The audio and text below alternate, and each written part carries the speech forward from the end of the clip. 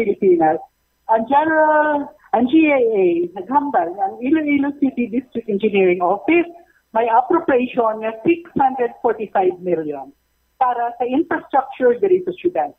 Ang ginapamangkot subong, ang status sa mga proyekto sa Barangay Concepcion City proper, sa Santa Filomena, sa Mandurriao Market, sa multipurpose building sa Santa Esperanza, Balansang, Katilimban, sa Sports Complex sa Halandoni Memorial School. Ano na ang status nila? Idugang man dire ang flood control project along Buntatala Creek na ginatudlo nga amo ang kausa na nagasigi binaha sa Balantang, sa Lanit, kag sa Tagbaw. Sa syudad naman, ang KKK nagahulat na gihapon ng mga dokumento parte sa waiting shed sa Katilimban nga halin ang presyo sa 798,000 nahimo na lang na 586,000. Nagnubo sang 26.5%. Ang roofing sa overpass nagnubo man from 4.1 million to 2.8 million. Bangod man sa variation order. May variation orders. Poor planning. Bantayan ta kung matapos yun ang roofing bangod sa 11 December, dapat tapos na ang roofing. Ang naging sa presyo, matawag natin yung 4 days, pero big steps para sa mga pumululot. Ano naman ang sitwasyon sa probinsya? Nag-request ang Iloilo SP sa dokumento parte sa flood control project. Sakay, District Engineer, District Director Fruto. Ginisa-isa ko ang contents ng report. Nakita ko may mga duplications ng entries. So, gindala sa analysis. Kung disregard mo ang duplication sa cost matching sa kay Fruto, nagahambal niya. Ang first district may ghost project na valor 116 million. Ang bilog na probinsya may defective project na nagabalor sa 839 million. Ang first district ang may pinakamataas na defective project sa 138 million. Ang second district ang may pinakanubo sa 9.7 million. Ang bilog na probinsya may unfinished project according sa report sa DPWH na 304 million. Pinakataas ang 5th district at 95 million. Ang first district ang pinaka-lowest at 9.7 million.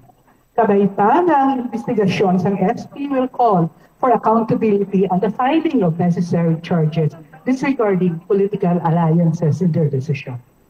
Ang ginhambal ni Congressman Raul, bangod sa Napolet scandal, gin-declare nga ang almost 10 billion na pork barrel sa Supreme Court na unconstitutional. Pero kay kinahanglan i-vote kag mag-upgrade, may una na pamaagi para ma-circumvent ang layi pagpadayon ang fiesta sa bulsa. Ini ginatawag na subunga allocable. Ang formula sa allocation, kinahambal nga si Jose Cabral ang naka-initiate kung ano. Pero hambal yan, gina-determina rin sa term nga baseline, balance, and manage. Or BBM. Or pwede man matawag na budol, busog, makawan. Kahapon, ginrelease ang Philippine Center for Investigative Journalism ang report parte sa allocable. Naghambal na si Congressman, number 1, si Sandro kag si Romualdez. Diriya, ang aton allocable, may non-allocable man, free for all 4 projects sa lawmaker. Executive official kag mga kontraktor. Hindi lang ini unli right, kundi unli baboy pa. Okay? So, ano ang pinakadako nga allocable?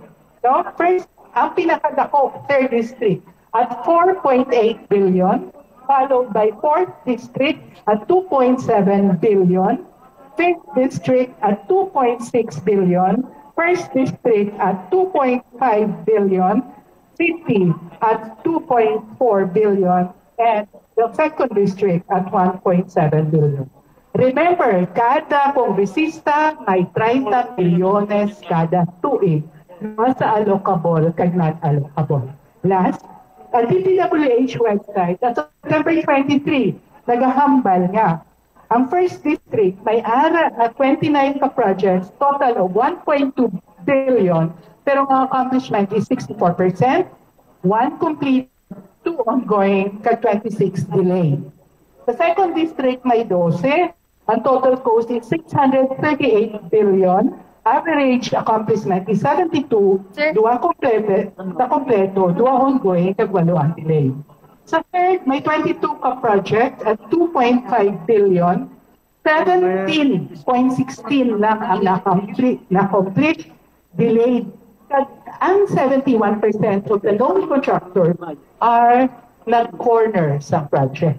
Sa fourth district, may 12 at 852 million, 2 completed, 10 delayed. Sa fifth district, may Araman. Kag sa Iloilo City, may 1.2 billion, 56.44 na non-delayed. And ang contractor, 41% is Kaya firm. Okay? Sa city. Sa katapusan, ang pamangkot. Sino ang dapat manabat? Sila lang, hindi taya. Okay? Sino sila? DPWH, congressman, senador, executive, local officials, because even the vice president, because corruption takes all forms of shame and shamelessness. Corruption is systematic, and organic. Sino mabantay sa dapat bantay sa kabantang banwa? Kita. Bato-bato sa langit, ang maigo, manabang. Mayong hapon, salamat yan.